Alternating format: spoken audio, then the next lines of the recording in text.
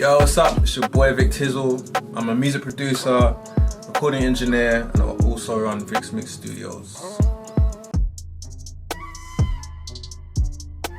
When did I start making music? I started making music probably when I was like 13, 14 years old. My friend in school was just passing around like a CD. Back then we had CD-ROMs on the computer and stuff. So the software was on the CD-ROM. So I was just curious, like, yo, what's this? So I took it home. He let me borrow it. I took it home, put it on my computer. I had PC back then. I didn't have no keyboard and nothing. I just had PC, you know, computer keyboard and a mouse. I installed it and I just looked at it. I said, yo, what is this, man? I've worked with countless artists. To name a few, worked with Miss Banks, Chip, Stormzy, Shabo, Gracious K. There's so many to name, man. In my sound, I feel like my sound is very hard on the drums. I like the concept of the beauty and the beast. You know, the beat will be the beast and the beauty will be like the artist, the vocals. But when I'm producing, let's say I'm just making a beat, I'll still use that same concept. So the beat will be like, the beast will be like the drums and the bass, just gritty and heavy, and you know what I'm saying, just make you screw your face. And then the beauty would be the chords, the progressions, the sounds, the synths, the Rhodes. Any weird, even like weird sounds that I like finding, or weird samples. I like weird things. I used to study the Neptunes, I used to study Timbaland, Darkchild, you know, so many other, like, those were my three main producers at the time, and then from there I kind of just grew into studying other different kinds of producers.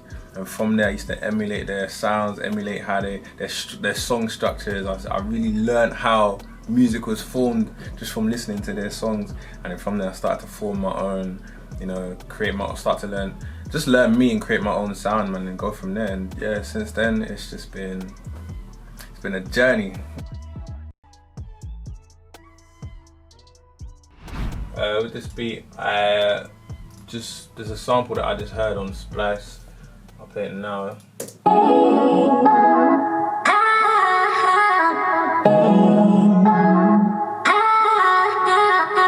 So yeah, I literally took that, threw that in there, synced it up with Logic. I did a section also where I slowed it down.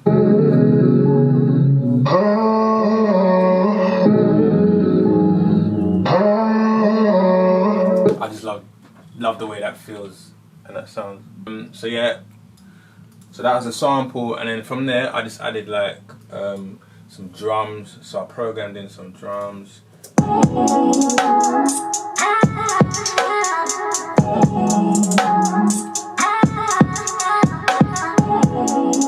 It's got that kind of like 90s Kimbo, Aaliyah feel, like just give it a weird kind of cosmic feel. Yeah, and I drum map the snare, so I audio map the snare and the kick.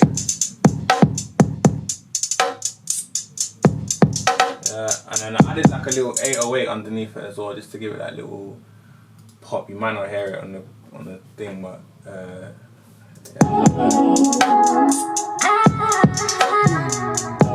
It's like that undertone. Yeah, I messed about with arcade as well. Found this little melody that I kind of like. Just threw it in there.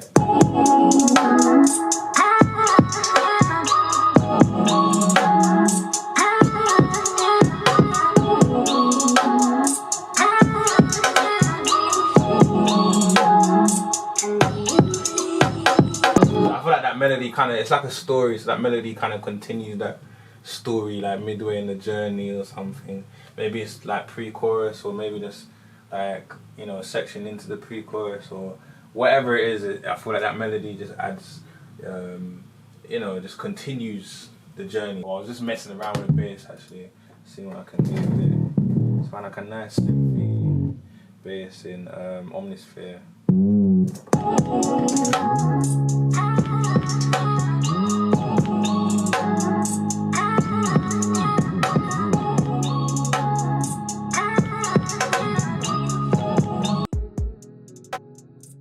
Out of everyone I've worked with and everything that I've achieved so far. I'm most proud of this building this studio. I'm most proud of helping the up and coming art, like the opportunities that we've given to like these up and coming artists. The opportunities that this studio has given to like up and coming artists as well as established artists as well. You know, just building a hub to grow artists and to teach them, you know, everything that I've learned being in this industry and over the years, and just, yeah, man. How often am I in the studio? I'm here every day without fail. I mean, there's some days where I need to take a break. I need to take a rest, but most of the time I'm here every day, man.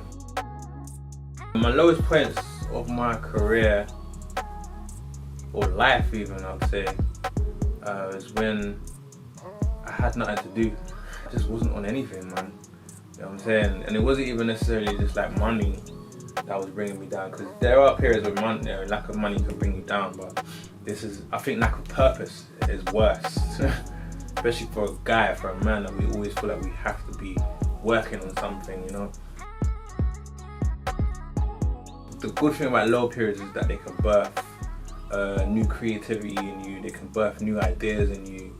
It's if you're willing to just listen, man, and be still and be silent and wait for that, you know, that idea to come in, or, you know, or just go do something, find something else to do.